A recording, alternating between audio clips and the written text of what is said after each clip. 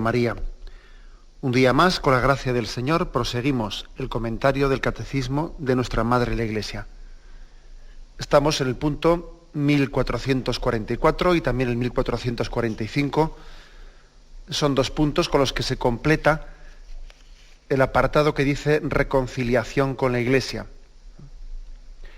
Estamos explicando el sacramento de la penitencia y de la reconciliación.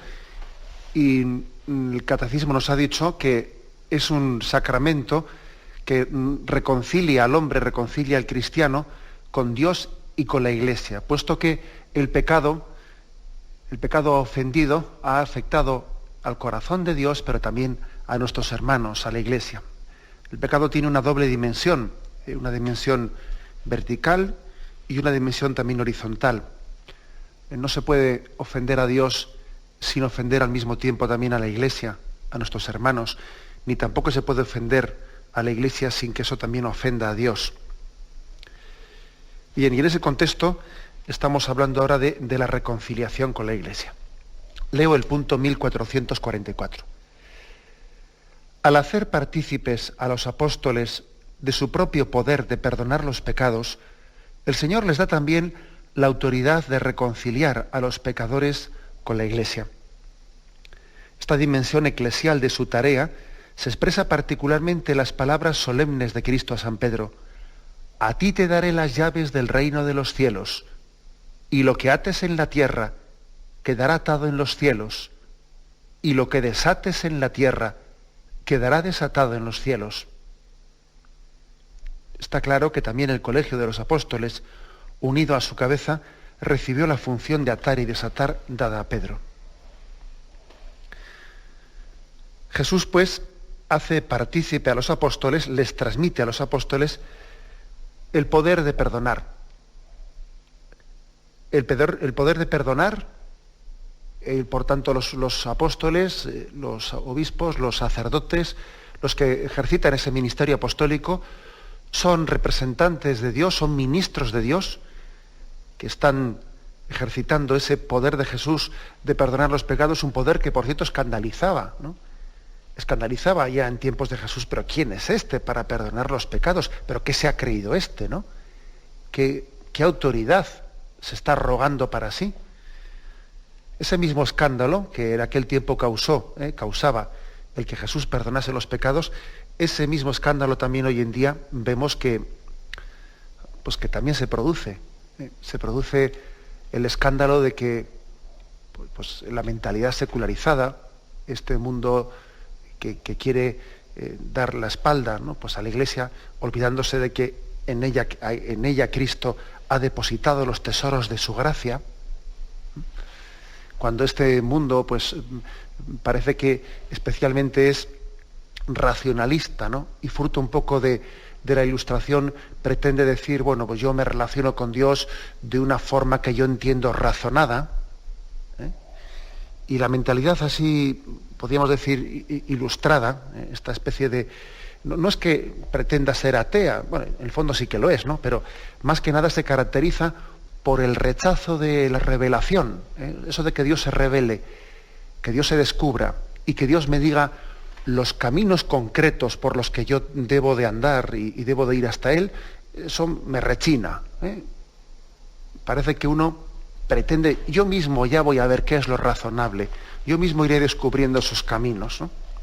Entonces, lo que le rechina a esta mentalidad, pues ilustrada, y me refiero un poco pues a esta mentalidad racionalista, en la que uno pretende conocer a Dios en la medida de lo que a él le parece justo y razonable, pero no tal y como Dios se ha revelado y se ha dado a conocer en la Biblia. No, ya veré yo a ver qué me parece a mí razonable. Es como cuando uno va al supermercado, coge el carrito y va por los pasillos y dice, sí, esto lo quiero, no, esto no lo quiero. Y va haciendo una especie de autoservicio en el que coge lo que le interesa y no coge lo que no le interesa, ¿no? Y esa es un poco la mentalidad del hombre racionalista, ¿no?, que pretende conocer a Dios en la medida en que a él le parezca, le encaje en sus criterios. En la medida en que me encaje en esa mentalidad que yo tengo, voy cogiendo, ¿no?, pues de la Biblia alguna cosita. Pero vamos, en el fondo supone un rechazo del mismo concepto de revelación, porque Dios se descubre, y ante la revelación yo no puedo estar diciendo, esto me parece bien, esto no me parece bien. No, no. Ante la revelación uno se postra en una actitud de humildad que lo primero que hace es agradecer a Dios que no haya permanecido oculto, que no se haya escondido. Gracias, Señor, porque te has dado a conocer, porque no has permanecido oculto en tu infinitud, en tu trascendencia, sino que me has revelado un camino concreto para llegar a ti. Esa es la actitud ante Dios que se revela.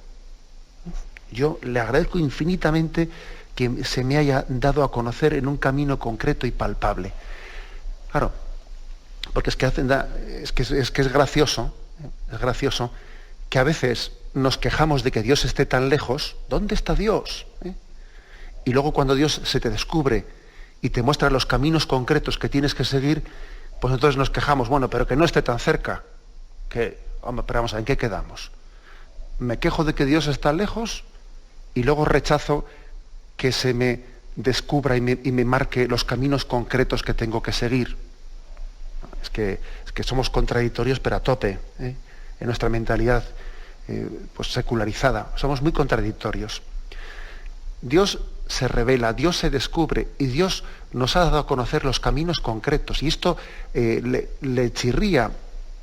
Hay una resistencia grande, ¿no?, de esta mentalidad racionalista, ilustrada, a ser humildes y a caminar por el camino y a recibir por el conducto que Cristo ha querido darnos su gracia, pues a recibir, por ejemplo, el perdón de los pecados. Claro, o sea que el Señor me va a perdonar a través de un sacramento concreto, a través de un ministro de ese sacramento. O sea que es que yo, para recibir el perdón de los pecados, me tengo que, de alguna manera, conducir, someter, pues por un sacramento que se llama sacramento de la confesión, que tiene pues una serie de pasos, que es examen de conciencia, alrededor de los pecados, propósito de enmienda, confesar los pecados al sacerdote y cumplir la penitencia. O sea que es que la gracia del Dios infinito se me va a dar por ese conducto concreto y determinado. Pues sí, claro que sí. Y es que es curioso que cuando nos hemos estado a veces pues quejando y pataleando, ¿no?, pues de que se me descubra Dios, que no esté oculto, y luego de repente se te descubre y te habla y te habla de un camino concreto para llegar a Él, entonces te quejas de que el camino sea tan concreto y le dices que tú querías hacer uno a tu medida. Pero hombre, vamos a desenmascarar nuestras contradicciones. Bien, por eso es la afirmación de partida, que Cristo ha dado a los apóstoles su propio poder, el poder de perdonar los pecados y de reconciliarnos con la Iglesia. De manera que los apóstoles, los ministros, el sacerdote, cuando está administrando el sacramento de la confesión, está haciendo dos cosas: perdonar los pecados en nombre de Dios y reconciliarnos con la Iglesia. Las dos cosas hace. Es ministro de Cristo y es representante de la Iglesia. Y ahí tiene lugar al mismo tiempo en la absolución una doble reconciliación, que en el fondo es una sola reconciliación, con Dios y con la Iglesia. Bien, esta es la afirmación de entrada. Y a esto se añade, pues especialmente hay un texto evangélico al cual se refiere el catecismo y que vamos a darle toda la importancia que tiene, ¿no? Esta dimensión eclesial, dice, de su tarea se expresa particularmente en las palabras solemnes de Cristo a Pedro. A ti te daré las llaves del reino de los cielos. Lo que ates en la tierra quedará atado en los cielos, y lo que desates en la tierra quedará desatado en los cielos. Bueno, vamos a profundizar en esta expresión.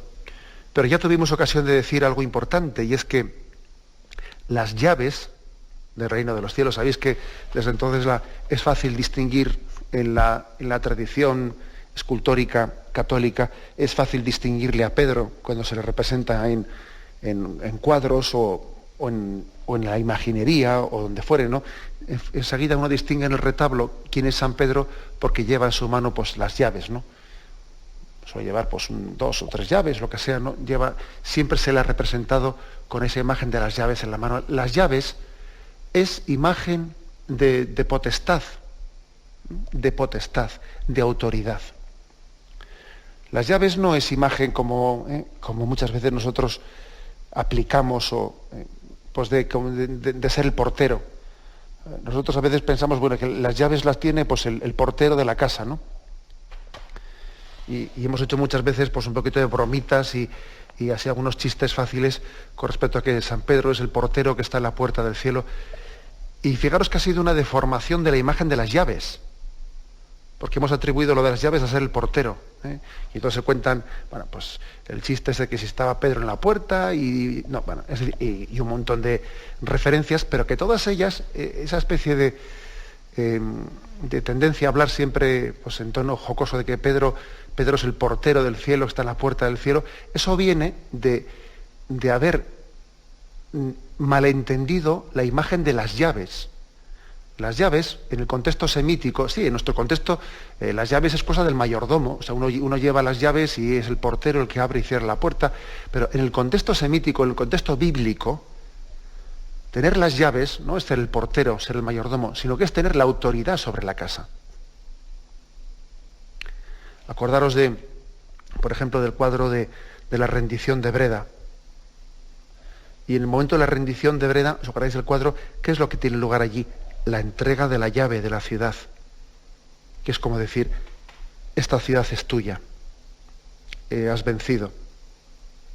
La entrega de la llave es, por lo tanto, la entrega de la potestad sobre esa casa. En este caso, es la potestad sobre la Iglesia. Cristo entrega la llave, es decir, quiere que su Iglesia sea gobernada por Pedro. Es un acto impresionante, ¿no? No es el acto de rendición, como decíamos en el caso de ese cuadro, ¿no? De la rendición de Breda, otro tipo de cuadros. No es un acto de rendición, sino que es un acto de confianza. Cristo confía a su Iglesia, a Pedro y a sus sucesores.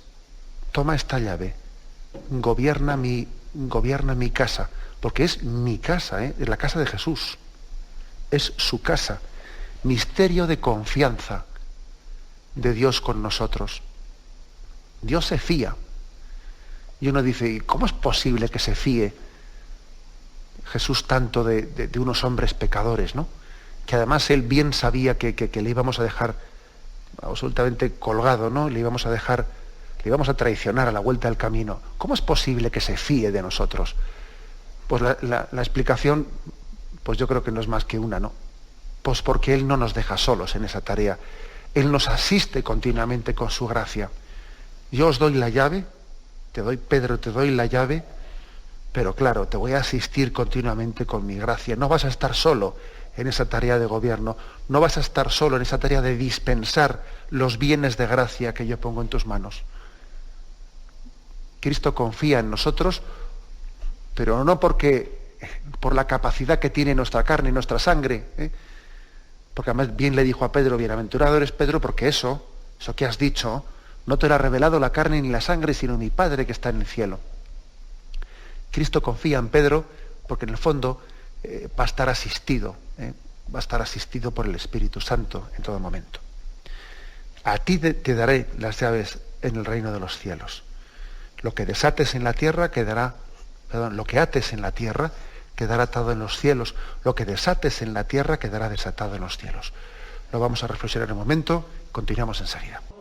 La segunda parte de este versículo tan importante del Evangelio de San Mateo, Mateo 16, 19, a ti te daré las llaves del reino de los cielos, y añade, lo que ates en la tierra quedará atado en el cielo, lo que desates en la tierra quedará desatado en el cielo.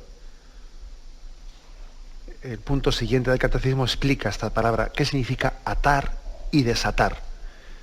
Dice, las palabras atar y desatar significan aquel a quien excluyáis de vuestra comunión será excluido de la comunión con Dios. Aquel a quien recibáis de nuevo en vuestra comunión, Dios lo acogerá también en la suya.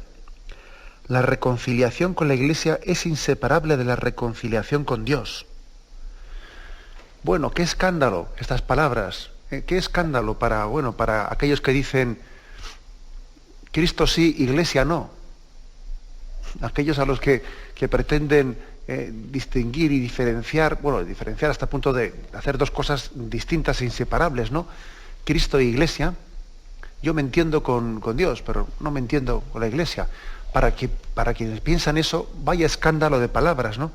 Cuando se nos recuerda aquí que eso de que lo que atéis en la tierra quedará atado en el cielo, lo que desatéis en la tierra quedará desatado en el cielo.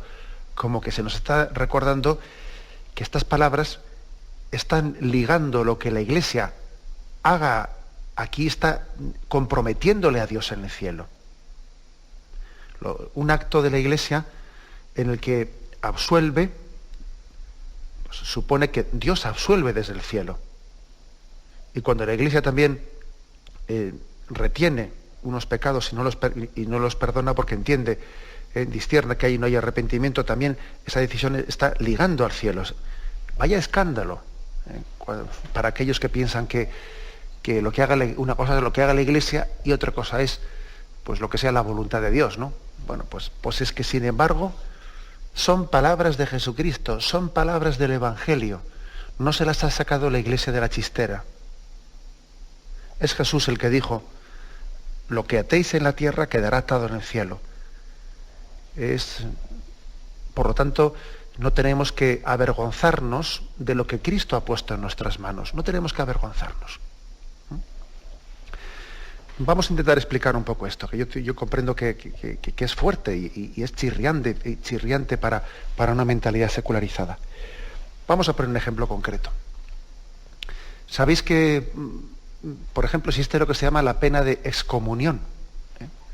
Por algún tipo de pecados pues muy graves, la Iglesia pronuncia una sentencia de descomunión, que a veces la excomunión es late sentencia, que quiere decir que no hace falta que alguien haya sido, o sea, que la Iglesia haya hecho un decreto propio específico, haya publicado un decreto para la excomunión, no, sino que supone, por ejemplo, que una persona, pues por haber él practicado un aborto, imaginemos que no es un médico y él ha practicado un aborto, esa persona automáticamente tiene una pena de excomunión. Otras veces la excomunión no es de esta manera automática, sino que es porque la misma Iglesia lo ha decretado. Pues, por ejemplo, el caso de Lefebvre, pues un obispo que desobedeció al Papa, y él por su cuenta y riesgo pues cogió y consagró unos obispos. Y entonces puede ocurrir que la Iglesia publique un decreto de excomunión pues por haber hecho ese ejercicio de desobediencia a la Iglesia y haber nombrado obispos sin permiso del Santo Padre y tal. Bueno, la pena de excomunión, fijaros lo que dice la palabra excomunión, o sea, estar fuera de la comunión. Esa pena de excomunión, que supone que es una llamada, o sea, es un manifestar que esa persona ha roto por ese acto, ha roto la comunión con la Iglesia, está también ligando la decisión de Dios, que supone que por ese acto que ha cometido ha roto la comunión con Dios. O sea, aquí está lo de que lo que atéis en la tierra quedará atado en el cielo, lo que desatéis en la tierra quedará desatado en el cielo. O sea, lo fuerte, lo que nuestra fe católica afirma, es que la comunión con la Iglesia supone la comunión con Dios. La ruptura de comunión con la Iglesia supone una ruptura de comunión con Dios. Esto es la afirmación clave. Esto no quita, fijaros bien, no quita que al mismo tiempo la Iglesia dice y afirma que no es cometido ni intención de la Iglesia juzgar el interior de las personas. Nosotros no juzgamos el interior de las personas. Lo que juzgamos es que el hecho que ha cometido, el acto que ha cometido, en sí mismo, supone, objetivamente hablando, supone una ruptura de comunión. Porque, por ejemplo, el caso ese que he dicho de un obispo que ha desobedecido al Papa y él por su cuenta y riesgo ha nombrado obispos, etcétera. Pues sí, es posible que ese obispo, pues igual resulta que no tenga un grado de culpabilidad en lo que ha hecho, porque igual está un tanto desequilibrado. Igual está un tanto desequilibrado y ante Dios, pues resulta que no ha pecado mortalmente, pues porque no tiene una culpabilidad porque no tiene el equilibrio y no tiene la libertad porque está enfermo, o sea, porque puede ocurrir eso, podría ocurrir. Bien, la Iglesia no entra a juzgar el interior de esa persona. Nosotros no entramos a juzgar hasta qué punto lo que ha hecho es un pecado mortal. No entramos. Lo que entramos es a juzgar el acto. Y la Iglesia lo que afirma es que ese acto, objetivamente hablando, es un acto de ruptura de comunión con la Iglesia. Y por lo tanto, ese decreto de la Iglesia en el que ha manifestado que esa persona ha roto la comunión, también está decretando de que ha roto la comunión con Dios. Aunque nosotros no entramos en el fuero interno, que eso solamente Dios lo sabrá, de que hasta qué punto esa persona pues tiene algún eximente de ese pecado, pues porque le ha faltado libertad o conciencia, lo que fuere, bien, pero nosotros no entramos en el fuero interno. La Iglesia cuando decreta de alguna manera esto, pues lo hace en el fuero externo.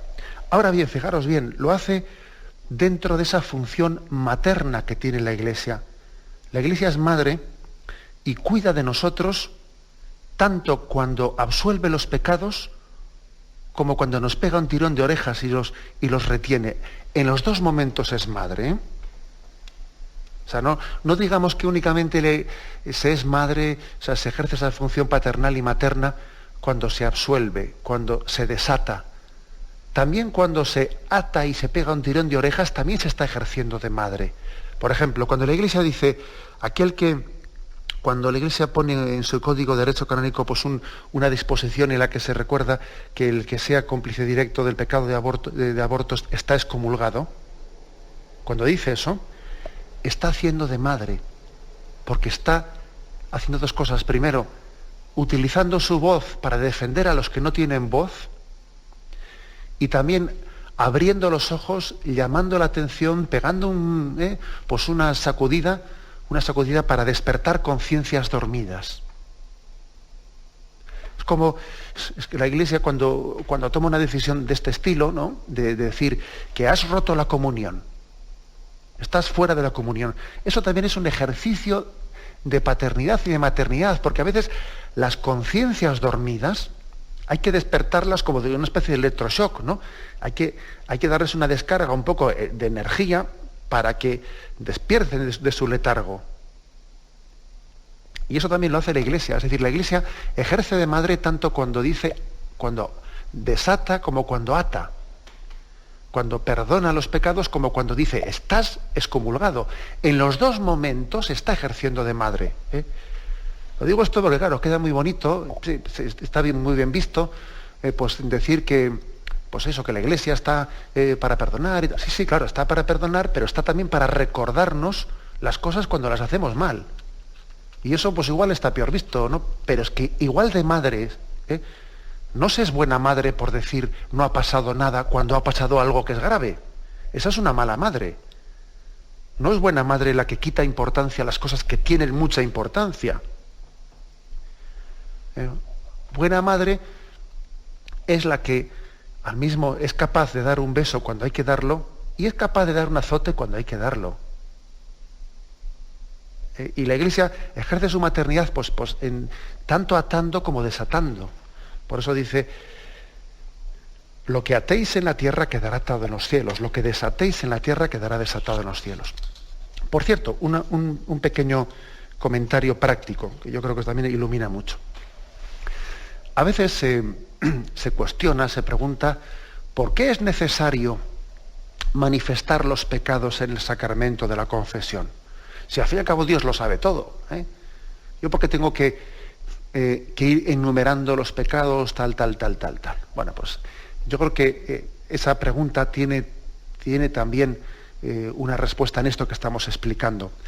Si Jesús le ha encomendado a la Iglesia, al ministro que está celebrando el sacramento de la confesión, si le ha encomendado lo que ates en la tierra quedará atado en el cielo, de alguna manera lo que desates quedará desatado, de alguna manera a él le está poniendo en sus manos la tarea de discernir si hay arrepentimiento suficiente para que le perdone los pecados o no se los perdone.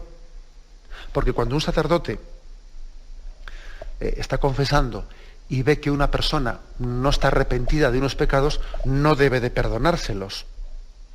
Claro, tiene que decirle, tú no tienes arrepentimiento suficiente y pídele a Dios que te lo dé, pero no se los va a perdonar, ¿no? O sea, el sacerdote no está allí para perdonar automáticamente, como cuando uno va a una máquina, mete una moneda y sale una lata. No, no.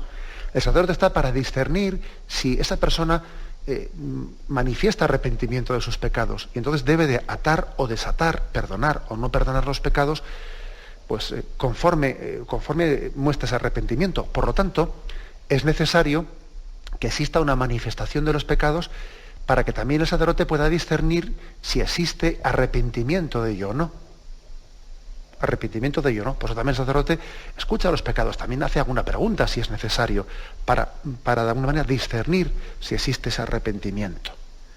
Eso también nos explica, nos da a entender por qué también la confesión de los pecados supone una manifestación, porque supone ese discernimiento.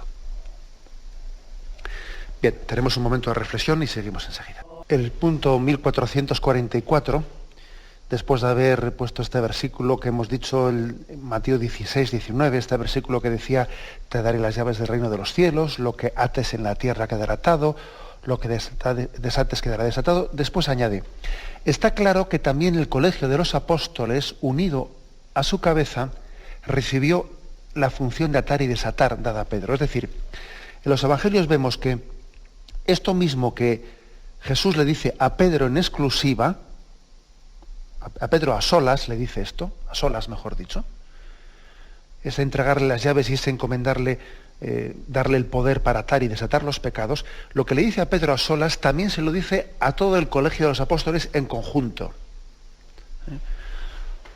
Por ejemplo, Mateo 18, 18, dice, yo os aseguro, todo lo que atéis en la tierra quedará atado en el cielo, y todo lo que desatéis en la tierra quedará desatado en el cielo. Eso se lo dice a todos los apóstoles unidos.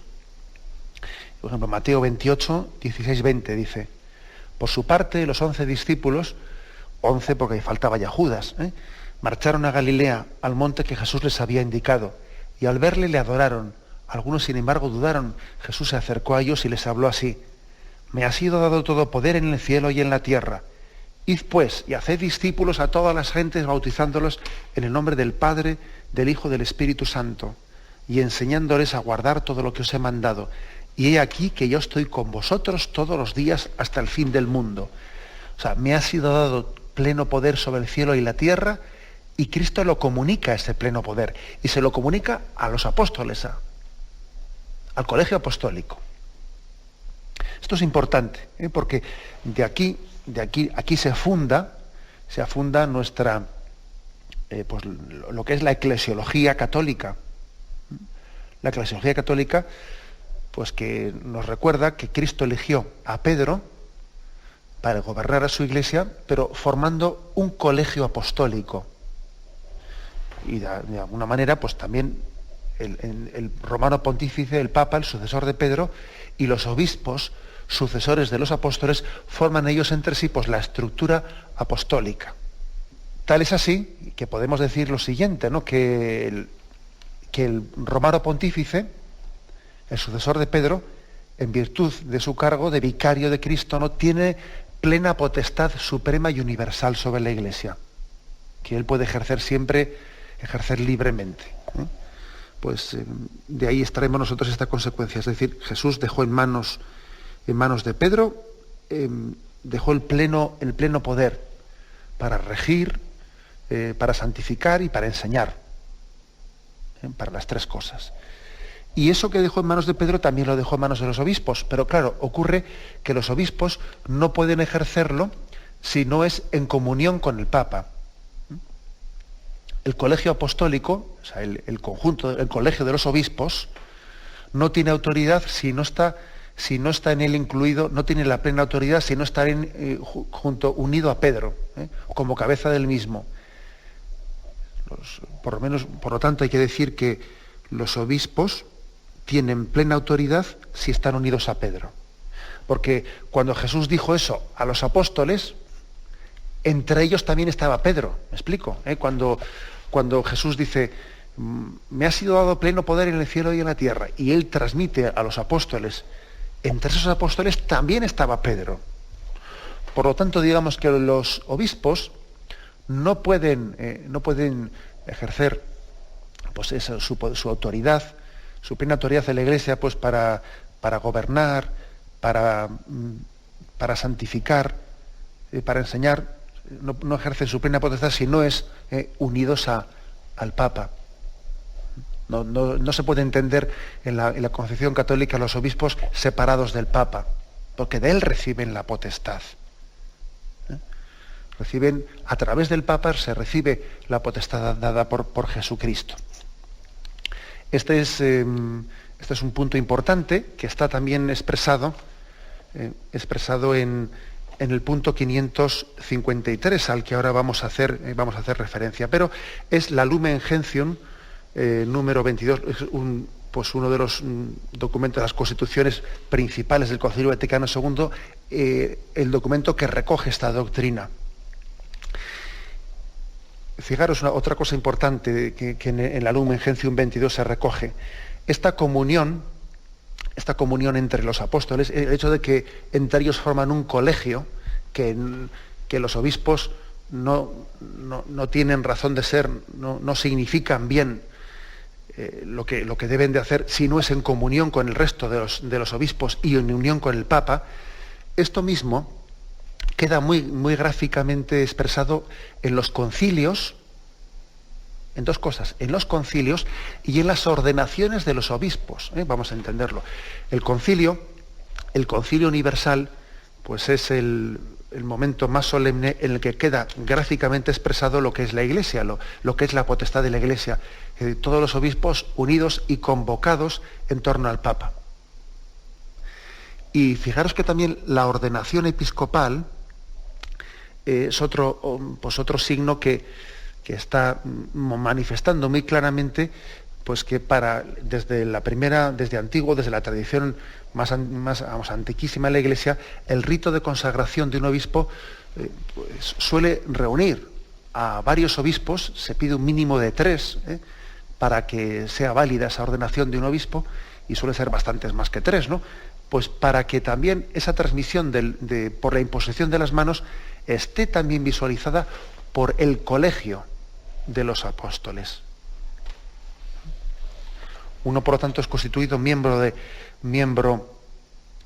del cuerpo episcopal en virtud de la consagración sacramental y por la comunión jerárquica con la cabeza, que es Pedro, y con los miembros de ese colegio, que son todos los obispos. Allí, cuando se consagra un obispo, se lee esa disposición, esa potestad, ese mandato del Papa, y ahí hay un número de obispos que están significando también la colegialidad. Por eso hay que decir que ese poder de perdonar los pecados, ese poder de gobernar también, ese poder también de enseñar y de interpretar correctamente la doctrina, Cristo lo comunicó de una manera directa, personal, a Pedro y a sus sucesores. Porque en Pedro está la Iglesia entera. Porque en Pedro está incluida toda la comunión de la Iglesia. Y también lo comunicó al colegio, eso que se lo había dicho a Pedro así en exclusiva personalmente, también se lo dice en su conjunto, a los apóstoles. Este es quizás la afirmación principal con la que termina el punto 1444.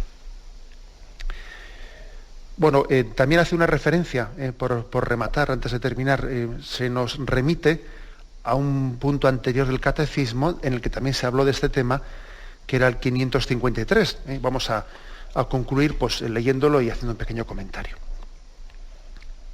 Era el momento en el que se estaba hablando del reino de Dios, y allí se hablaba también pues, de este signo del atar y del desatar, etc. 553, lo leo. Jesús ha confiado a Pedro una autoridad específica. A ti te daré las llaves del reino de los cielos, y lo que ates en la tierra quedará atado en los cielos, lo que desates en la tierra quedará desatado en los cielos. El poder de las llaves significa la autoridad para gobernar la casa de Dios, que es la Iglesia. Jesús, el buen pastor, confirmó este encargo después de su resurrección: apacienta mis ovejas.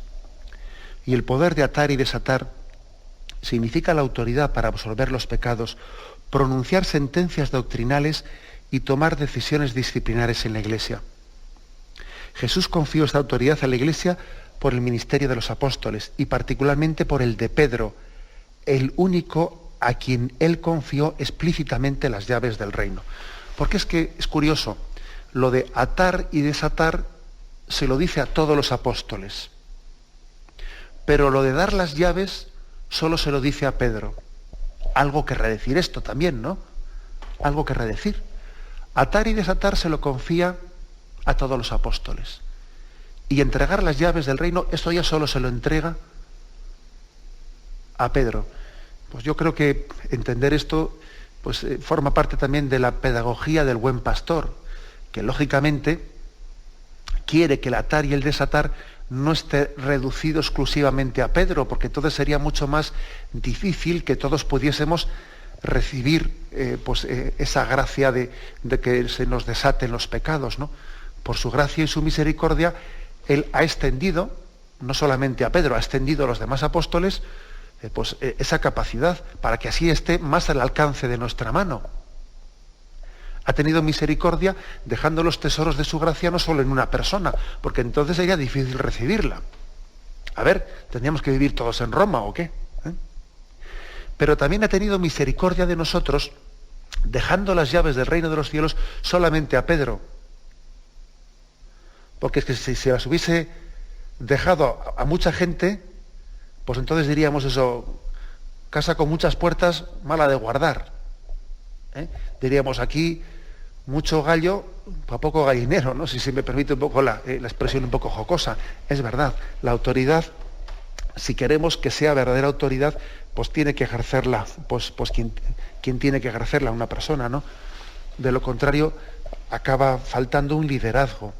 Un liderazgo. Y también Jesús ha tenido misericordia de nosotros cuando ha dejado el poder de gobernar, o sea, esas llaves del reino de los cielos, a Pedro, y no a todo el mundo.